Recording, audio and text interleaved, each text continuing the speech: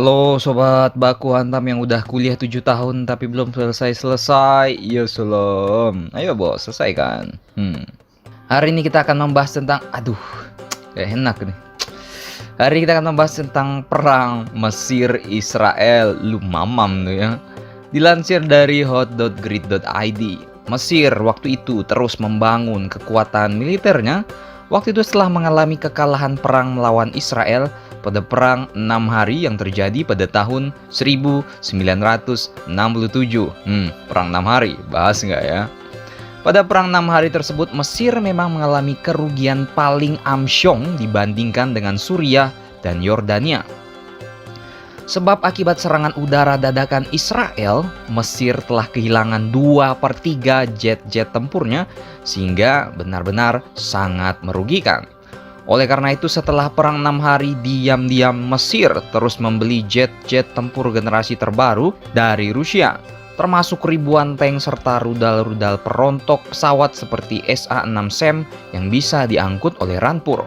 Tujuan Mesir yang secara dadakan ingin menyerang Israel yakni untuk kembali menguasai terusan Suez dan menguasai sebagian timur daratan tinggi Golan yang pada tahun 1967 ini berhasil dikuasai oleh Israel. Militer Israel sendiri untuk mencegah Mesir melakukan serangan dengan cara menyeberangi terusan Suez, ini mereka telah membuat benteng alam setinggi 25 meter sepanjang tepian terusan Suez yang dinamai dengan benteng Bar-Lev Line. Israel merasa yakin jika benteng Bar-Lev Line yang terbuat dari campuran pasir dan lumpur yang telah dipadatkan dan dikeraskan ini akan sulit ditembus oleh pasukan Mesir. Namun ternyata perkiraan Israel ini ternyata keliru. Militer Mesir diam-diam ternyata sudah siap mengetahui kelemahan pertahanan benteng Bar-Lev Line ini, yakni dengan cara menyemprotkan air menggunakan peralatan khusus bertekanan besar. Bahkan Mesir sendiri langsung membeli alat penyemprot air ini dari Jerman, bos, agar dengan mudah menjebol benteng Bar-Lev Line ini. Nah, untuk menggempur Israel secara dadakan melalui terusan Suez lalu diam-diam menjebol benteng Bar-Lev Line, Mesir ini telah menyiapkan pasukan 35.000 pasukan dan persenjataan seperti tank, jembatan ponton, dan rampur lainnya mulai pertengahan tahun 1973. Sebenarnya intelijen Israel Mossad ini sudah ngasih tahu bahwa pasukan Mesir ini sudah mulai bergerak. Tapi ketika Mossad ngelapor ke pejabat tinggi Israel, mereka malah nggak dipercaya. Wah, intelijen Mossad nih lebih intelijen daripada intelijen sebenarnya.